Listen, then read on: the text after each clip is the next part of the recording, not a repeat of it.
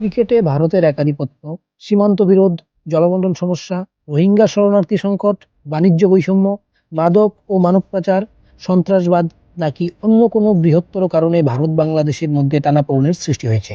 আজ আমরা আমাদের প্রিয় ইউটিউব চ্যানেলের মাধ্যমে এই বিষয়টিকেই বোঝাবার চেষ্টা করব। ২০০৭ সালে ক্রিকেট বিশ্বকাপে ভারতের মতো শক্তিশালী দলকে হারানোর পরেই দুই দেশের ক্রিকেটের মধ্যে এত উত্তেজনাপূর্ণ পরিবেশের যে সৃষ্টি হয়েছিল আজও তা বিদ্যমান। তবে সাম্প্রতিককালে আম্পায়ারের নেওয়া কিছু সিদ্ধান্তের তীব্র বিরোধিতা বাংলাদেশের ক্রিকেট প্রেমীদের মধ্যে দেখা যায়। তবে তা যে ভারত বাংলাদেশের মানুষের মধ্যে ঘৃণার সৃষ্টি করেছে তা বলা একেবারেই যুক্তিসঙ্গত হবে না। এবার আসা যাক অপর একটি কারণে। বাংলাদেশ ও ভারতের মধ্যে জলবন্টন সমস্যা প্রধানত দুই দেশের মধ্যে যৌথভাবে প্রবাহিত ৫৪টি নদীর কারণে। আর এই নদীগুলি দুই দেশের জন্যই তাদের অর্থনীতি ও পরিবেশের জন্য অত্যন্ত গুরুত্বপূর্ণ। ১৯৯৬ সালে গঙ্গা নদীর জলবন্টন চুক্তি সই হয় দুই দেশের, কিন্তু বরাবরই বাংলাদেশের অভিযোগ বর্ষাকালে অতিরিক্ত জলের মাধ্যমে বাংলাদেশ কৃত্রিম বন্যা সৃষ্টি করে ভারত। অপরদিকে শীতকালে আরাক্কা ব্যারেজের মাধ্যমে জলার্থী কৃষিকাজের ব্যাপক ক্ষতি। অপরদিকে ভারতের তরফ থেকে বরাবরই অভিযোগ অসংখ্য অবৈধ বাংলাদেশি নানাভাবে কাঁটাতার অতিক্রম করে বেআইনিভাবে ভারতবর্ষে প্রবেশ করে চলেছে। এর ফলে ভারতের আর্থসামাজিক পরিস্থিতির পরিবর্তন ঘটছে।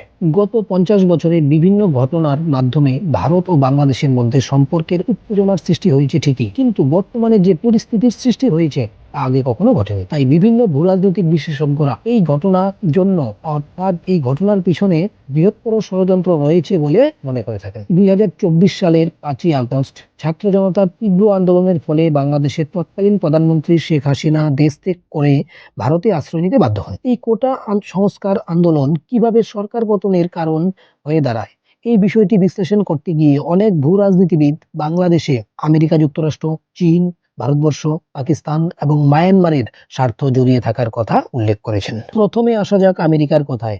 একটা বিষয় আমাদের সকলেরই জানা যে স্বার্থকেই বরাবর আমেরিকা সর্বোচ্চ গুরুত্ব দিয়ে এসেছে। ভূ রাজনৈতিক স্বার্থ চরিতার্থ করতে বাংলাদেশের সেন্ট মার্টিন দ্বীপে সেনা ঘাঁটি তৈরি করার প্রস্তাব শেখ হাসিনাকে দিয়েছিল বলে একথা মনে করা, কিন্তু তিনি তা প্রত্যাখ্যান করলে তাকে ক্ষমতাচ্যুত করার জন্য ষড়যন্ত্র প্রথম আমেরিকা থেকেই শুরু হয় বলে অনেক ভূরাজনৈতিক বিশেষজ্ঞ মনে করে থাকেন।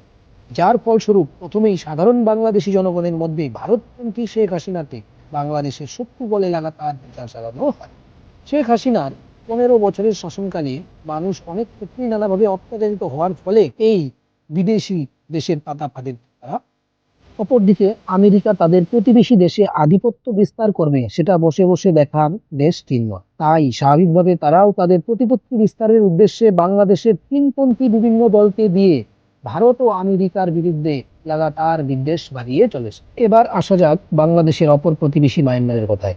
বাংলাদেশ সংলগ্ন মায়ানমারের রাখাইন প্রদেশের বেশ কিছু অংশ আরাকান আর্মি নিজেদের দখলে নিয়েছে বলে খবর। এর ফলে দলে দলে রোহিঙ্গা মুসলমানরা তাদের অত্যাচারে বাংলাদেশে প্রবেশ করছে বলে মন্তব্য করেছেন বাংলাদেশের স্বরাষ্ট্র উপদেষ্টা। অন্যদিকে কিছু মানুষ তাদের রাজনৈতিক স্বার্থ চরিতার্থ করতে বাংলাদেশিদের মধ্যে লাগাতার প্রচার করেছে যে ভারত আরাকান আর্মিকে অর্থ ও অস্ত্র দিয়ে সাহায্য করে চলেছে, ফলে বাংলাদেশিদের মধ্যে ভারত বিদ্বেষ বৃদ্ধি পাচ্ছে।